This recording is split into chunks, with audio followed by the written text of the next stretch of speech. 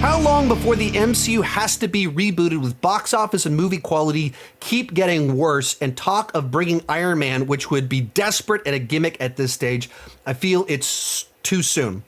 Well, I mean, stop and think about it. If right now they said we're bringing him back, that means he's not going to show up in a movie for 3 more years, which we're right now at the end of 2023, beginning of 2024. So you're talking about he shows up 2026, 2028. That's 7 or 8 years since we last saw him. He would be showing up in like Secret Wars, something like that, that would be an event film.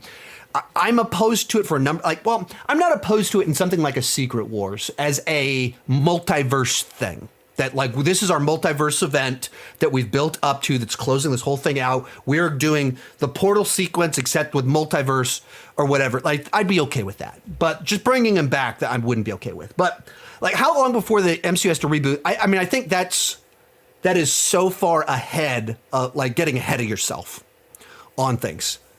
Guardians of the Galaxy Volume 3 was a hit 6 months ago. This year, it was a hit.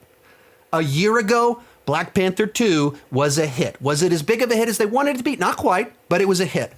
Thor Love and Thunder was a hit. Did people get mad at it afterwards? Yeah, but did they go buy tickets for it on the front end? Yes, they did.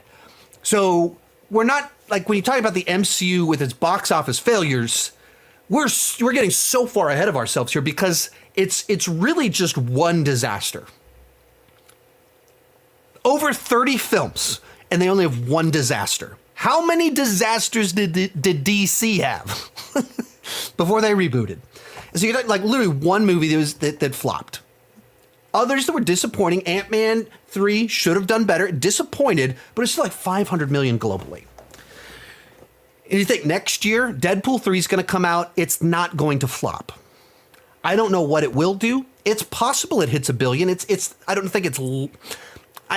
without seeing a trailer, it's tough to know how likely it is, but only one R-rated movie has ever made $1 billion before. Joker. Now, prior to Joker coming out, the top 2 highest rated R-rated movies of all time, Deadpool 1 and 2. And then since then, Oppenheimer and Joker have kind of crept into the top 3 on there. Deadpool is very likely to be another big hit. With multiverse stuff, maybe only one MCU film, there's a potential it's like $1 billion clip. And so we're talking about when do they have to reboot with all these box office flops? Dwindling quality. Well, Guardians 3, people loved it. And Loki, season 2, people loved it. So I think we're getting ahead of ourselves. Like one flop doesn't equal the whole thing's come crumbling down.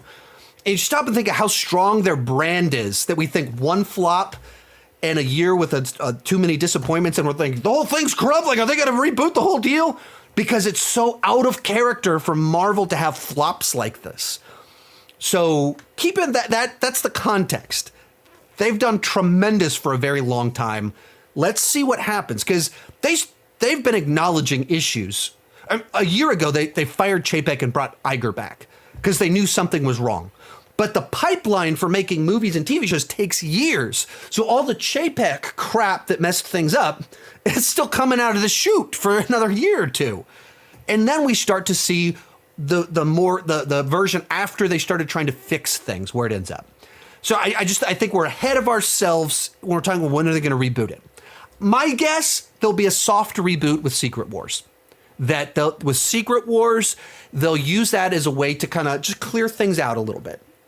Close off a lot of threads, pick what the path they want to go down, a different focus, simplify the universe, shrink the universe down, give us a new starting point. It's not a hard reboot. It's not abandoning everything, but it's a bit of a tighten it up again.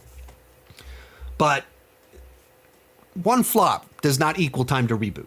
Most of these clips are pulled from my Patreon live streams. I do about 6 live streams every single month for $2 per month, $20 per year. You can get access to all the exclusive videos and live streams for $5 per month. You get your name on my end card. At the top tier, you get a 30-minute video chat with me each month. The link down below in the description has more information.